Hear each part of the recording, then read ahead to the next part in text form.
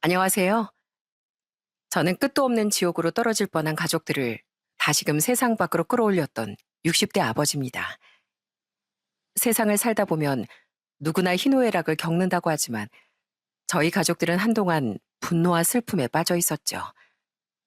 파렴치한 사람 때문에 큰 충격에 빠져 있었던 저희 가족들이 다시 일상으로 돌아오기까진 꽤 오랜 시간이 걸렸답니다. 그렇지만 저희는 희망을 놓지 않고 살아가고 있는데요. 그때 이야기를 여러분들에게 한번 들려드리려고 합니다. 저와 아내는 결혼 후 시골 마을에서 농사를 지으며 자식들을 키웠습니다. 아들 하나, 딸 하나를 낳고서 정말 행복하게 살았죠. 부모님으로부터 물려받은 땅도 있었고, 소도 조금 키우면서 그렇게 평범한 가정을 꾸리며 살았습니다. 다른 것보다 우리 애들만큼은 제가 먹을 거 안 먹고 입을 거 안 입는 한이 있더라도 무엇이든 다 해주고 싶었어요. 물론 저희 아내도 저와 같은 마음이었고요. 자식들이 저희 속을 썩이면서 컸다면 제가 이런 마음을 먹지 않았었겠지만 저희 애들은 어릴 때부터 우애도 좋고 정말 착했답니다. 특히나 아들은 3살 어린 딸을 어찌나 살뜰하게 챙기는지 동네 사람들이 이렇게 우애 좋은 남매가 세상에 어디 있냐고 할 정도로 둘은 사이가 정말 좋았습니다. 하루는 딸아이가 초등학생 때 독감에 걸렸던 적이 있었어요. 그때 며칠 동안 열이 심하게 올라 밥도 제대로 못 먹었었는데 아들은 그 모습이 마음에 걸렸던 것 같습니다. 학교가 끝나고 집에 온 아들은 그동안 모았던 동전들을 싹싹 긁어서 슈퍼에서 딸이 좋아하는 초코 과자를 잔뜩 사온 적이 있었죠. 전 처음에 이걸 모르고 아들을 혼내려고 했었습니다. 그런데 아들이 울먹거리며 얘기를 하는데 그때 어찌나 놀랐는지 모릅니다. 춘만아, 아니 그동안 모아둔 동전들로 죄다 과자만 사고 온 거야? 아침부터 부지런하게 동전 가지고 가더니만 왜 이렇게 과자만 잔뜩 사왔어? 너 그 돈 모아서 장난감 산다고 한 거 아니었어? 연아가, 연아가 밥을 못 먹어서. 뭐? 연아한테 주려고 이걸 다 사온 거라고? 네, 연아가 아프니까 밥을 못 먹잖아요. 연아 좋아하는 과자라도 먹으라고 사온 건데. 그 어린아이가 얼마나 동생을 생각했으면 자신이 그토록 사고 싶었던 장난감을 포기하고 동생을 위해 그 돈을 썼겠습니까? 그때가 11살밖에 되지 않았는데 아들이 저보다 더 낫다는 생각이 들기도 했습니다. 사춘기가 되어서도 아들과 딸은 참 사이가 좋았어요. 특히나 아들은 공부를 제법 잘해서 고등학교를 집에서 떨어진 먼 도시 학교로 가게 되었어요. 그래서 아들은 고등학교 기숙사 생활을 했었는데 주말마다 오는 아들을 기다렸던 건 저희 아내와 저도 있었지만 딸도 참 많이 기다리곤 했었죠. 엄마, 아빠, 오빠 왔어? 오빠 집에 왔어? 아휴, 연아야, 아직 오빠 안 왔어. 오늘 오빠 학교에서 뭐 좀 하다가 온다고 늦게 온대. 아, 왜 늦게 온대? 아휴, 오빠 왔는 줄 알았는데. 오빠가 나 떡볶이 사준다고 했단 말이야. 오빠 그럼 언제 와? 몇 시에 오는데? 올 때 되면 오겠지. 누가 보면 몇 달은 못 받는 줄 알겠네, 정말. 우애가 좋았던 아들과 딸은 서로를 참 아꼈고, 특히나 아들은 딸의 공부도 도와주면서 그렇게 사이좋게 지냈습니다. 아들은 공부를 잘해서 명문대로 진학을 하게 되었고, 서울에서 아들은 자취 생활을 했어요. 그러면서 가끔씩 딸을 데리고 가 서울 구경을 해주기도 했습니다. 딸은 오빠 함께하는 서울 아들을 너무나 좋아했었죠. 그래서 갔다 돌아올 때면 찍은 사진들을 신나서 보여주면서 저희 부부에게 자랑을 하곤 했습니다. 엄마, 아빠, 이거 봐봐. 나 서울대 앞에서 사진 찍었다? 서울은 사람도 얼마나 많은지 몰라. 오빠가 다음 주에 나보고 버스 타고 올라오래. 나 다음 주에도 가도 돼? 오빠가 놀이동산도 데리고 간다고 했단 말이야. 연아야, 아이, 오빠도 좀 쉬고 그래야지. 오빠 공부도 하는데 자꾸 올라가면 어떻게 하니? 오빠가 괜찮다고 했단 말이야. 그리고 이번에 기말고사 보는 거 오빠가 공부도 도와준대. 나 다음 주에도 갈래. 어? 알았지? 모범생이었던 아들은 딸에게 참 좋은 영향을 주기도 했습니다. 특히나 딸은 열심히 공부를 하는 아들을 보면서 자신도 열심히 공부하고 노력을 하더라고요. 그 덕분에 딸 역시 명문대에 진학을 할 수 있었고요. 자그마한 시골 마을에서 수도권 명문대 자식을 다 보냈다는 건 참 자랑스러운 일이었죠.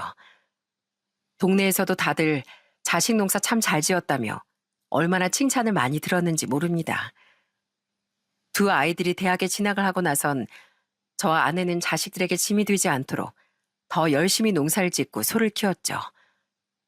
아들과 딸은 대학을 졸업하고서 좋은 직장에 취직을 했고 바쁜 생활을 하면서도 자주 집으로 오곤 했습니다. 한번 말썽 부리지 않고 엇나가지 않았던 자식들에게 저흰 고마운 마음뿐이었어요. 그러다 아들이 30대 초반이 되고 결혼을 하게 됐습니다. 며느린 참하고 착한 아이였어요. 결혼을 하고 나서도 어찌나 둘이서 알콩달콩 잘 사는지 볼 때마다 뿌듯하고 좋았습니다. 특히 며느린 저희 딸과도 잘 지냈죠. 한 번씩 시골에 아들 내외와 딸이 와서 다 같이 모여서 밥을 먹을 때면 그렇게 든든할 수가 없더라고요. 하루는 아들 내외가 저희 몸보신을 해준다며 장어를 잔뜩 사와서 마당에서 구워 먹었던 적도 있었어요. 아버지, 불만 자꾸 보지 마시고 와서 장어 좀 드세요. 아버지 몸보신 좀 하시라고 사왔는데 왜 이렇게 안 드세요? 얼른요. 맞아요, 아버님. 제가 맛있게 쌈 싸드릴게요. 한 입 드셔보세요. 자, 아이고, 우리 며느리가 주니까 더 맛있구나. 고맙다, 고마워. 안 그래도 요즘 네 엄마랑 내가 날이 더워서 그런가 통 기운을 못 차렸는데 이거 장어 먹고 올여름 아주 팔팔하겠다. 그렇게 좋은 시간을 보내며 저희 가족들은 점점 더 행복해졌습니다. 아들 내외는 결혼하고 다음에 아들을 한 명 낳았고 손주도 참 똘똘하고 건강했습니다. 그런데 아들이 손주가 태어나고 나니 이런저런 고민을 많이 했던 것 같아요. 다니던 회사를 그만두고 30대 중반에 사업을 해보겠다고 선언을 한 거였죠. 사실 저나 아내는 걱정이 참 많았지만 아들의 도전을 그저 뒤에서 묵묵히 응원을 해줄 수밖에 없었어요. 아들은 그래도 제법 사업을 잘 꾸려나가는 듯 했습니다. 가끔씩 집에 올 때면 아들, 며느리, 손주 표정도 밝고 좋았거든요. 그런데 그 행복이 그리 오래가지 않았습니다. 아들이 사업을 시작하고 산 1년쯤 지났을 무렵 아들이 점점 얼굴이 수척해지고 살이 계속 빠지는 게 눈에 보이기 시작했거든요. 집에 와서도 웃고는 있지만 왠지 아들의 표정이 좋지 않아 보였고요. 부모라면 다들 그렇지 않습니까? 자식 표정만 봐도 무슨 일이 있다는 걸 알 수밖에 없었죠. 그러다 얼마 뒤 아들이 혼자서 집을 찾아왔더라고요. 역시나 아들에겐 무슨 일이 있었더군요. 저와 아내 앞에서 무릎을 꿇고 오열을 하며 얘기를 하는데 그때 참 마음이 찢어지는 줄 알았습니다. 아버지, 저 사업 망할 것 같아요. 수금도 제대로 안 되고 그래서 거래대금도 제대로 해결도 못하고 있고 아버지, 저 한 번만 도와주시면 안 될까요? 이러다가 저 진짜 망할 것 같아요. 뭐? 뭐 얼마나 힘든 상황인 거냐? 그래서 너 요즘 살도 계속 빠지고 그랬던 거야? 네, 혼자서 어떻게든 해결해 보려고 했는데 도저히 안 되겠어요. 아버지, 저 한 번만 도와주십시오. 저 좀 믿어주세요. 이번 것만 잘 해결되면 어떻게 다시 잘 운영할 수 있을 것 같은데 지금은 도저히 답이 안 나오네요. 아버지, 제발 한 번만요. 그렇게 울며 불며 애원하는 아들을 보면서 저나 아내는 어떤 말을 해줘야 할지 참 난감했습니다. 평생 농사를 지으며 번 돈이 해봤자 뭐 얼마나 되겠습니까? 노후의 자식들에게 기대 살지 않으려고 차곡차곡 모아둔 돈이 있긴 했지만 이걸 써야 하는 건가 참 많은 생각을 했습니다. 일단 아들에겐 생각을 해보겠노라고 얘기를 하고 달래서 돌려보내놓고 저와 아내는 그날 정말 많은 얘기를 나누었어요. 여보, 우리 준만이 우리가 좀 도와줍시다. 우리 아직 젊은데 자식이 저렇게 힘들어하는데 부모된 둘이라서 어떻게든 해줘야지 어쩌겠어요. 저러다 준만이 큰일 나가 싶어. 난 아까 눈물이 절로 나오던데 당신 안 그랬수? 나도 그랬지. 그렇지만 우리가 모아둔 돈 해봤자 뭐 얼마나 된다고. 그걸 도와줘서 잘 되면 모르겠지만 그게 아니면 준만이뿐만 아니라 우리도 함께 힘들어지는 거야. 알지만 지금 당장은 준만이도 도움받을 곳이 없어서 우릴 찾아온 거잖아. 땅도 좀 팔고 소도 좀 팝시다.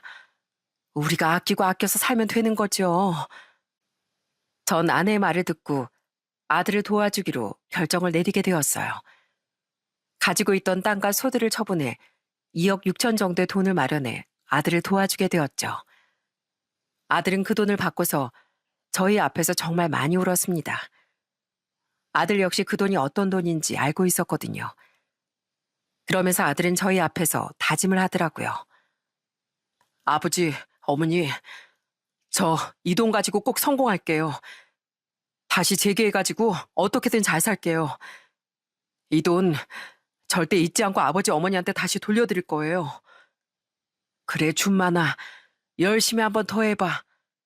사람이 늘 좋은 일만 있는 건 아니다. 너무 좌절하지 말고 네 처랑 자식도 생각해야지. 네, 알겠습니다, 아버지. 정말 감사합니다. 아들은 그 뒤로 정말 열심히 사업 운영을 하는 듯 보였습니다. 일 때문에 바쁜지 집엔 자주 내려오지 못했지만 아들 대신에 며느리가 간간히 소식을 전해주곤 했어요. 며느리는 항상 저희에게 전화를 하면서 늘 걱정하지 말라, 괜찮다 하며 저희의 마음을 안심시켜주곤 했습니다. 애미야, 별일 없지? 애비는 어떻게 잘하고 있는 게야? 우리가 궁금해서 물어보려고 해도 혹여나 신경 쓸 것 같아서 물어보지도 못하고 잘 지내고 있는 거지?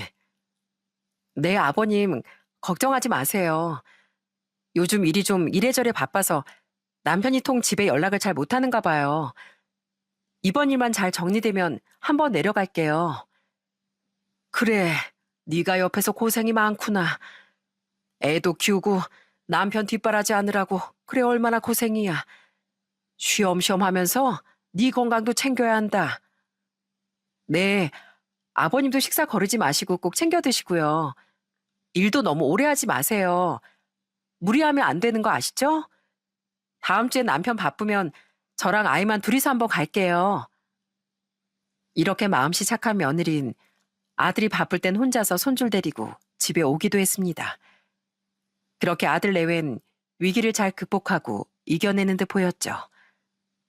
그렇지만 그 행동들이 저희들에게 걱정을 끼치지 않기 위한 일이라는 걸 알기까진 그리 오랜 시간이 걸리지 않았어요.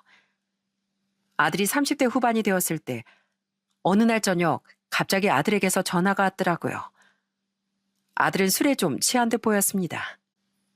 그래, 준만아. 너 술 좀 마신 게야? 얼른 집에 들어가야지. 우리 며느리랑 손주가 기다리겠다. 뭐 별일은 없는 거지? 예, 아버지, 죄송해요. 아유, 죄송하긴. 뭐 무슨 일이라도 있는 거야? 사업이라는 게 잘 될 때도 있고 잘 안 될 때도 있고 그러는 거다. 너무 그렇게 걱정하고 고민하고 그러면 너만 힘들어. 부모는 자식한테 간이고 쓸개고 다 내어줄 수 있어. 그러니 죄송할 필요 없다. 네, 아버지. 아버지, 정말 감사해요.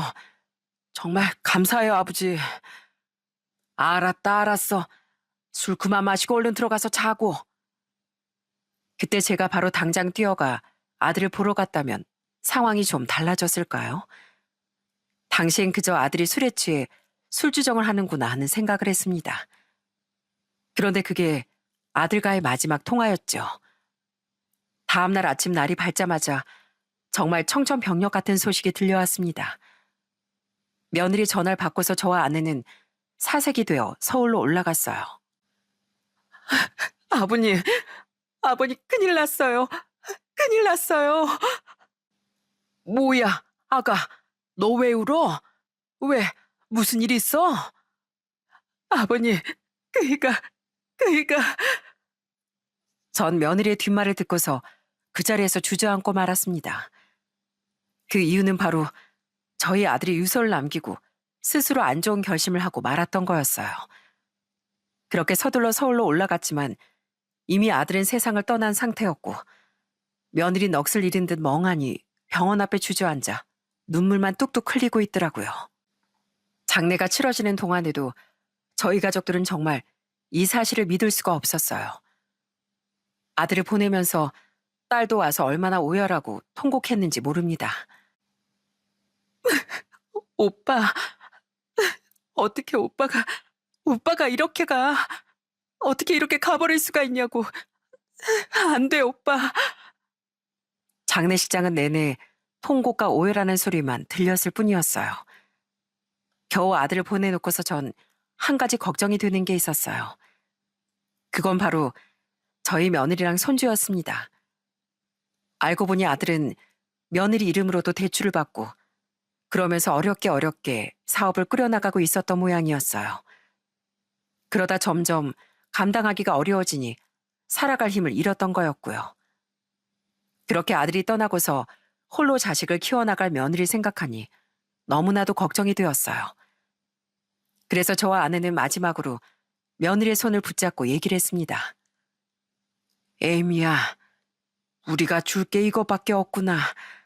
정말 미안하다. 아버님, 이게 뭐예요? 5천만 원이야? 좀 더 주고 싶었는데 지금 당장 해줄 게 이거밖에 없구나. 혼자서 우리 손주를 키워야 할 텐데 네가 얼마나 힘들겠니? 우리 손주랑 앞으로 잘 살거라. 아버님, 저 친정에 들어가면 돼요. 아버님, 어머님도 힘드신데 저 이거 못 받아요. 아니다. 이거 그냥 받아도 네가 이거 안 받으면 우리 평생 마음의 짐처럼 갖고 살게 될 것 같아서 그래. 우리가 바라는 건 딱 하나밖에 없다. 그냥 너랑 우리 손주랑 꿋꿋하게 잘 살아가는 거 그것만 바랄 뿐이야. 정말 미안하구나. 그렇게 저희는 눈물로 며느리와 헤어지게 되었습니다. 그때부터 아내는 점점 몸이 안 좋아지기 시작했어요. 늘 부지런했던 아내였는데 아들 장례식 이후론 아침에도 잘 일어나지 못하고 새벽마다 잠을 설치곤 했습니다. 그런 아내를 보면서 참 마음이 아팠죠. 아내만큼이나 제가 걱정하던 사람은 바로 저희 딸이었습니다. 그동안 우애좋았던 남매였기 때문에 딸도 아들의 갑작스런 사건이 큰 충격이 되었던 것 같아요. 그나마 다행이라면 그때 당시 딸이 만나고 있었던 사람이 있었다는 거였죠. 아들의 장례식에도 예비 사이가 와서 인사도 하고 장례를 치르는 내내 옆에서 도와주기도 했습니다. 전 그런 예비 사이에게 참 고마운 마음이 들더라고요. 딸과 예비 사이는 그렇게 만남을 갖다 장례가 끝난 후 몇 달 뒤 결혼식을 올리게 되었어요. 딸의 결혼식을 치르고서 집에 왔을 때 저와 아내는 서로를 부둥켜 안고 울기도 했습니다. 여보, 우리 딸까지 이렇게 시집 보내고 우리 할 일은 다 했구만. 그지? 그러게 말이야. 우리 준만이가 연하 시집 가는 거 봤으면 참 좋아했을 텐데. 동생 결혼한다고 누구보다 팔짝팔짝 뛰면서 좋아했을 텐데 말이야. 못 봐서 얼마나 아쉬웠을까. 여보, 우리 준만이 봤을 거야. 하늘에서 다 지켜봤을 거야. 딸의 결혼식을 오로지 기뻐할 수만은 없었다는 게 저희 부부는 너무나 마음이 아프고 슬펐습니다. 그래도 다행히 딸은 결혼을 하고서 정말 행복하게 잘 살더군요. 결혼하자마자 임신을 한 딸은 다음에 아들을 한 명 더 낳았습니다. 처음에 사이가 얼마나 잘했는지 몰라요. 진짜 저희 아들 대신에 저희 집에 온 사람처럼 저와 아내를 참 많이 챙겨줬죠. 한 번은 딸과 사이가 수학철에 갑자기 집을 찾아온 적이 있었어요. 아버님, 어머님, 저희 왔습니다. 아이고, 자네 어떻게 왔어? 오늘 출근하는 날 아니야? 아니, 이 시간이 다들 어떻게 왔어? 저희 휴가 냈어요. 아버님, 어머님 요즘 수학하시느라 바쁘시잖아요. 안 그래도 아내랑 주말에 올까 했었는데 기왕 오는 김에 휴가 써서 좀 도와드리려고요. 세상에나. 이렇게까지 신경 안 써줘도 되는데. 휴가면 장서방 자네가 푹 쉬어야지. 여기 와서 일하면 쉬지도 못하지 않은가. 괜찮습니다. 전 여기 오는 게 휴가예요, 아버님. 저 뭐부터 할까요? 뭐든 저한테 시키세요. 얼른 일하고서 저녁엔 제가 고기 대접하겠습니다. 싹싹하고 늘 시원시원한 사위인 저희 집에도 참 잘했습니다. 여름이면 계곡에 가서 같이 물놀이도 하고 고기도 구워 먹기도 하면서 즐거운 시간을 보내곤 했었죠. 사위도 저희가 아들을 떠나보내고 나서 얼마나 힘들어했는지 알았기 때문에 더 신경을 많이 쓰는 것 같았어요.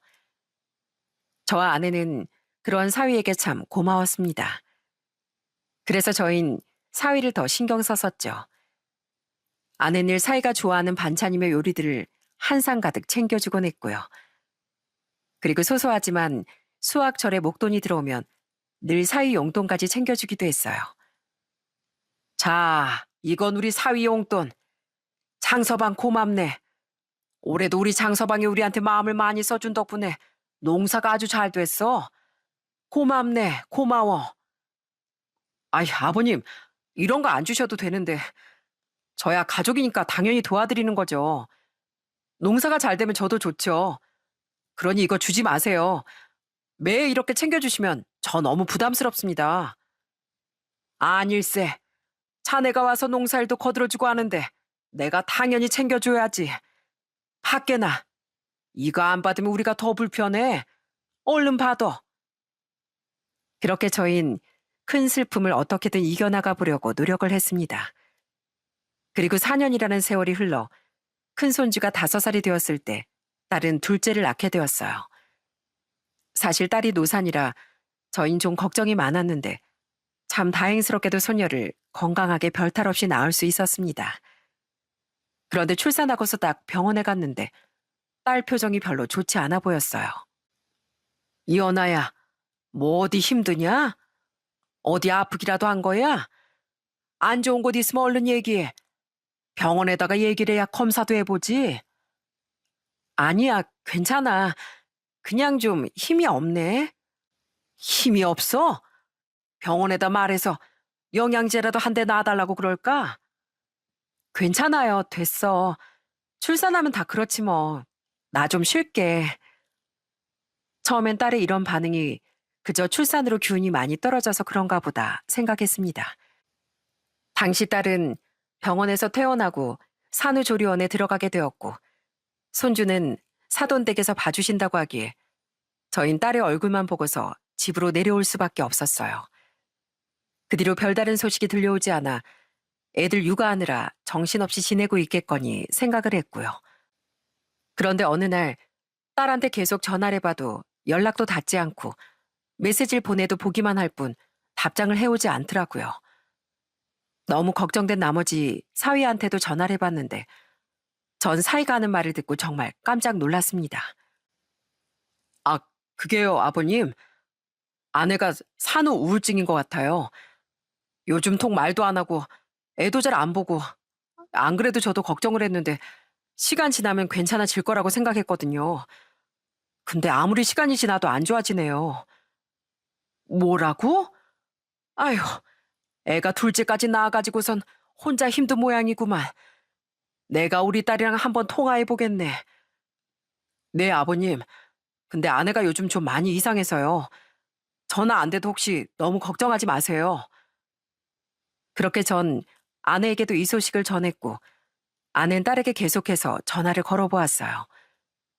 처음엔 딸이 전화를 아예 받지 않더라고요. 아내는 그런 딸의 반응에도 포기하지 않고 계속 문자도 보내고 전화를 했습니다. 그러더니 어느 순간 딸이 아내의 전화를 받더라고요. 그런데 딸의 전화를 받고 나서 아내는 얼굴이 새하얗게 질려버렸습니다. 그 이유는 바로 딸이 아내의 전화를 받자마자 엄마 하면서 울기만 했다는 거였어요. 여보, 나 도저히 안 되겠어. 내가 좀 올라가 봐야겠어. 서울로 가서 우리 딸 내가 직접 좀 봐야 되겠어. 얼마나 힘들면 애가 엄마 소리만 하고 아무 말도 못하고 울기만 하겠어. 이러다 우리 딸 진짜 큰일 나는 거 아닌가 몰라. 여보, 나 바로 올라갈래. 그래, 그래. 일단 당장 필요한 짐만 챙기고 가. 내가 나머지 짐은 나중에 가져다 주든 할 테니까. 아휴, 오주개가 힘들었으면. 여보, 당신이 좀 고생해줘. 그래, 알았어, 여보. 일단 오늘 가보고 괜찮아지면 올 테니까 당신은 그렇게 알아. 그렇게 아내는 부랴부랴 딸네 집으로 향하게 되었어요. 전 시골에서 농산일도 해야 하고 소도 돌봐야 하니 당장 올라가 보지 못했고요. 다행히 아내가 올라가고 나서 딸은 병원에도 다니게 되었고 제법 괜찮아지는 듯 보였습니다. 병원 치료를 받으며 우울증이 나아진 딸이 저한테 미안하다며 연락도 온 적이 있었어요.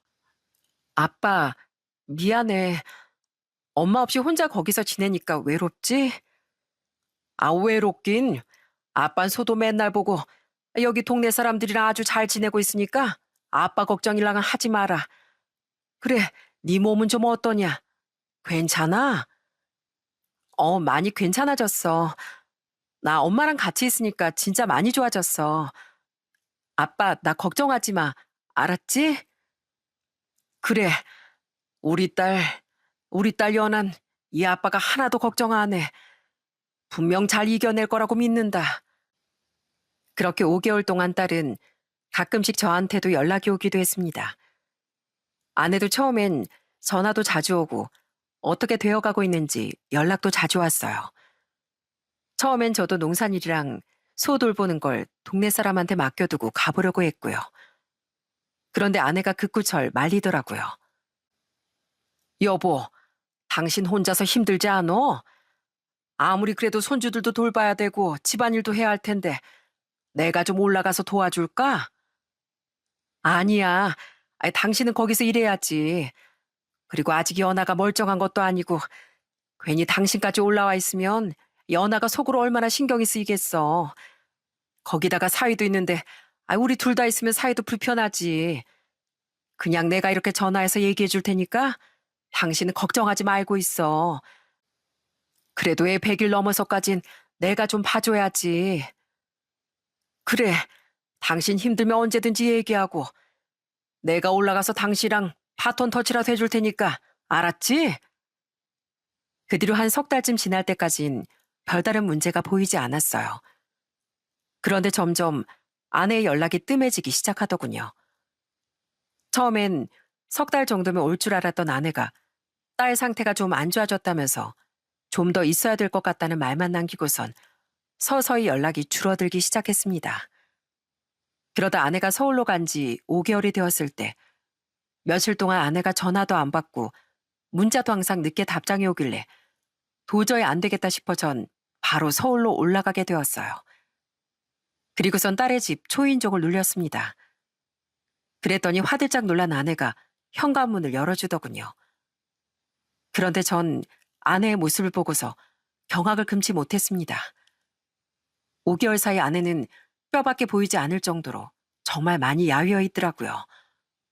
거기다가 초췌하고 피곤한 표정으로 깜짝 놀라 서 있는데 그런 아내를 보고선 전 너무 놀랄 수밖에 없었어요. 여보, 당신이 어떻게 여기, 어쩐 일이야? 아니, 연락도 없이 어떻게 왔어? 아니, 왜 전화를 안 받아? 내가 여기 주소도 몰랐으면 어쩔 뻔했어? 아니, 뭐하러 왔어? 소는, 소는 어쩌고 그냥 올라온 거야? 지금 소가 중요해?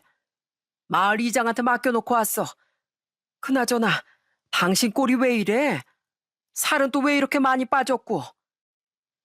그때 거실에서 놀고 있던 첫째 손주가 절 보더니 반갑게 달려와 안겼습니다. 할아버지! 오, 그래, 그래, 내 새끼. 잘 있었어? 그나저나 네 엄마는 어디 갔어? 연아는 어디 있는 거야? 손주까지 뛰어나와 안기는데 도대체 딸은 어디 갔는지 두리번거리면서 찾고 있던 그때 전 딸의 모습을 확인하고서 숨이 턱 막히는 듯 했습니다. 딸은 제가 왔음에도 제 쪽은 쳐다도 보지 않고 그저 멍하니 바닥만 쳐다보며 소파에 앉아 있더라고요. 그 모습을 보고 순간 딸이 좀 이상하다는 생각이 먼저 들더라고요. 아니, 넌 왜 이 애비가 와도 쳐다를 안 봐? 뭐야, 연아야. 아빠 왔어, 아빠. 여보, 지금 연아가 컨디션이 좀 안 좋아서. 아무리 컨디션이 안 좋아도 그렇지. 지금 서울까지 4시간을 내내 운전하고 왔는데. 연아야, 아빠 왔다. 인사를 좀 해야지. 그런데 아무리 제가 타박을 해도 딸은 절 쳐다보지도 않고 그렇게 멍하니 앉아있기만 하더라고요. 도대체 이게 무슨 일인지 아내는 살이 쏙 빠져 있고 딸은 정신을 못 차리고 있는 모습을 보면서 정말 이 상황이 이해가 되지 않았어요. 그리고 당신은 왜 이렇게 살이 빠진 거야? 어디 아프기라도 한 거야? 왜 이렇게 살이 빠졌어? 아이 둘 보다 보면 다 그렇지 뭐. 여기 오니까 입맛도 없고 그러다 보니까 살이 좀 빠진 것 같네. 당신 그러고 보니 소녀 봐야지. 그래, 우리 소녀는 어디 있어? 안방에 있어. 지금 자고 있으니까 슬쩍 한번 봐봐. 그냥 보기만 해. 그렇게 아내를 뒤따라 안방에 들어가 보니 5개월 된 소녀딸이 조용히 잠이 들어 있더라고요. 천사같이 잠든 소녀딸을 보니까 그래도 기분이 좀 나아지더군요. 그런데 그때 첫째 손주가 제 손을 잡더니 거실로 나와 어딘가를 가리키면서 얘기를 꺼내는 거였어요. 할아버지, 할아버지도 오늘 저기서 잘 거예요? 어? 저기? 아니, 할아버지가 왜 베란다에서 자? 저기선 잠 못 자? 아닌데? 할머니 맨날 저기서 자요. 뭐라고? 그게 무슨 소리야? 아니, 할머니가 어디서 잔다고? 여기요. 할머니 맨날 여기서 자고 맨날 우리 엄마한테 맴매 맞아요. 전 첫째 손주가 털어놓은 말에 너무나 당황스러웠습니다. 분명 손주가 말하는 곳은 아파트 베란다였어요. 차 뒤찬 난방도 채 되지 않는 그곳에서 아내가 매일같이 잠을 잤다니 그게 도대체 무슨 말인가 싶었습니다. 그리고선 당황하는 아내에게 물었죠. 당신, 이게 도대체 무슨 말이야? 얘가 도대체 무슨 말을 하는 거야? 베란다라니, 당신이 왜 베란다에서 자? 아니, 그게, 여보, 그게 말이야. 당신 똑바로 말 안 해? 이게 도대체 어떻게 된 일이야? 맴매라니. 그러고 보니, 당신 여기 왜 멍들었어? 이게 도대체 뭐 하는 거냐고. 사실대로 빨리 말해. 뭐야? 그러자 아내는 갑자기 자리에 털썩 주저앉더니 울기 시작하더라고요. 그러면서 오열을 하며 모든 사실을 저에게 털어놓았어요. 여보, 우리 딸, 우리 연아 불쌍해서 어떡해. 우리 연아 불쌍해서 어쩌면 좋아. 장서방, 아니, 장서방이었던 그 자식이 글쎄 우리 연아 말고 딴 여자를 만나고 있대. 우리 불쌍한 연아는 그걸 알고서 정신을 놔버렸고. 뭐라고? 장서방이 딴 여자를 만나고 있다고?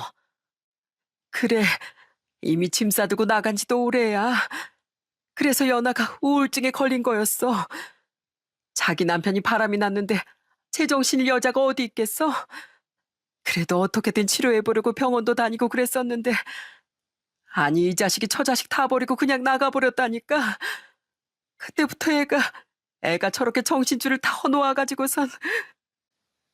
전 아내가 하는 말을 듣고서 누가 머리를 한 대 탁 친 것 같이 멍해졌어요. 어떻게 딸에게 이런 일이 생길 수가 있는지, 아내는 혼자서 얼마나 끙끙 앓으며 딸을 돌보고 있었을지, 이제야 모든 사실을 알게 된 저 자신이 너무나 원망스럽고 화가 나더라고요. 당신은 그럼 왜 베란다에서 자고 있는 건데? 왜 여태 저기서 잠을 잔 거야? 연아가 정신분열증이 생겨가지고 날 그 상간녀라고 생각을 했었나 봐. 나만 보면 아주 난리가 나서 화를 내길래 최대한 연아 앞에 안 보이려 가다 보니까 그럴 수밖에 없었어. 아니, 그런 일이 있었으면 진작에 얘기를 했어야지. 왜 여태 얘기를 안 했어? 왜? 당신한테 어떻게 얘기를 해? 아들 그렇게 가고서 당신 네들 새벽마다 밭에 가면서 울고 소염을 주면서 울고 그 모습 나한테 안 보이려고 그렇게 노력한 당신한테 내가 어떻게 또 이 아픔을 겪게 해? 내가 알아서 우리 딸 다시 돌려놓게 할 수 있을 줄 알았지. 금방 나아질 수 있을 거라 생각했어. 당신 이런 고통 없이 그저 우리 딸이 괜찮아진 것만 봤으면 좋겠다고 생각해서 그랬던 거야. 아내는 제 걱정에 그동안 모든 사실을 숨겼던 거였어요. 아내의 말에 전 마음이 갈기갈기 찢어지는 줄 알았습니다. 본인도 그 힘든 시기를 같이 겪어왔음에도 자기 걱정보다 제 걱정을 더 했던 거였죠. 그런 아내의 말에 전 아무런 말도 할 수 없었고요. 그저 오열하고 우는 아내를 안아주며 등을 토닥여 줄 수밖에 없었죠. 그렇게 모든 진실을 알고 나서 전 아내와 딸을 다 데리고 병원으로 가 검사를 받게 했어요. 알고 보니 딸은 어느 순간부터 처방받은 약도 제대로 안 먹고 있었고 그것 때문에 자꾸만 정신분열 증세가 나타난 거였습니다. 거기다가 병원에서도 장기 입원 치료를 권했지만 딸이 한사코 거부를 하는 바람에 이마저도 할 수 없었던 거였죠. 더군다나 그토록 믿었던 남편이 자신을 배신하고 뒤통수를 쳤다는 걸 알고 나서도 딸은 사이가 돌아오기만을 그렇게 빌고 빌었던 모양이었어요. 그렇지만 사이는 다시 돌아오지 않았고 그렇게 저희 딸과 손주들을 다 내팽개치고 떠나버렸던 거였습니다. 그러니 딸이 제정신으로 돌아올 수가 없었던 거였고 오히려 점점 더 심해질 수밖에 없었던 거죠. 그걸 알면서도 사이는 끝끝내 외면을 했더라고요.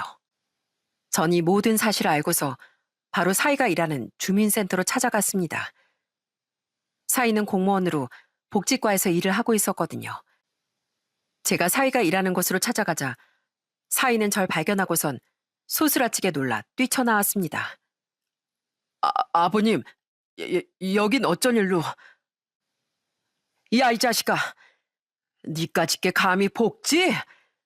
너 같은 사람이 무슨 사람들 복지를 챙겨? 니 처자식까지 다 버리고 바람이나 피우는 주제에 무슨 남의 복지를 챙겨?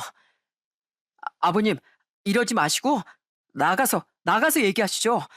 사람들 다 쳐다봅니다. 왜? 남들 알까봐 무섭긴 하냐?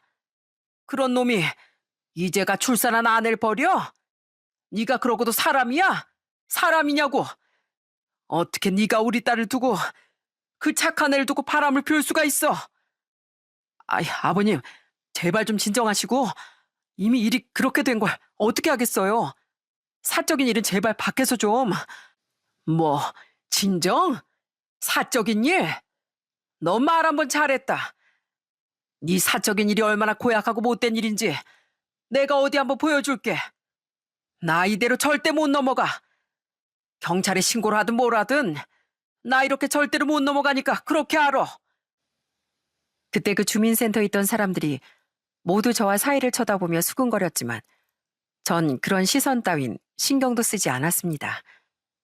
그리고 그 다음 날부터 전 매일같이 그 주민센터를 찾아갔어요. 그리고선 플랜카드를 만들어 제 몸 앞뒤로 걸어두고선 1인 시위를 했죠. 요즘 1인 시위를 하시는 분들 많지 않습니까? 그런 분들처럼 저도 큰 플랜카드를 몸에 걸고서 아침부터 오후까지 내내 그 자리에 서 있었습니다. 상간녀 바람 펴서 우리 딸이 정신병 걸리게 한 장석준을 고발합니다. 이렇게 글귀를 적어두고 있으니 지나가는 사람들마다 정말 수군수군대고 어떤 사람들은 사진도 찍더라고요. 그렇게 며칠을 내내 서 있으니까 지역 커뮤니티에도 그 사진이 올라왔고 그로부터 얼마 뒤 사위는 징계위원회 통보를 받은 것 같더라고요. 그러자 사위는 스스로 일을 그만뒀더군요. 복수는 그걸로 끝나지 않았습니다. 전 있는 돈을 탈탈 털어서 딸에게 정말 좋은 이혼 변호사를 붙여줬어요. 그리고 어떻게든 그 사위라는 자식과 상간녀에게 위자료를 제대로 받을 수 있도록 철저하게 준비를 했습니다. 그래도 딸은 사위의 불륜 증거들을 차곡차곡 모아둔 모양이었어요. 알고 봤더니 그 상간녀와는 1년 넘게 만남을 갖고 있었고 딸은 그걸 다 알고 있으면서도 출산까지 버텼던 거였죠. 이 모든 증거들을 가지고 상간녀 소송이고 이혼 소송까지 모두 진행을 했어요.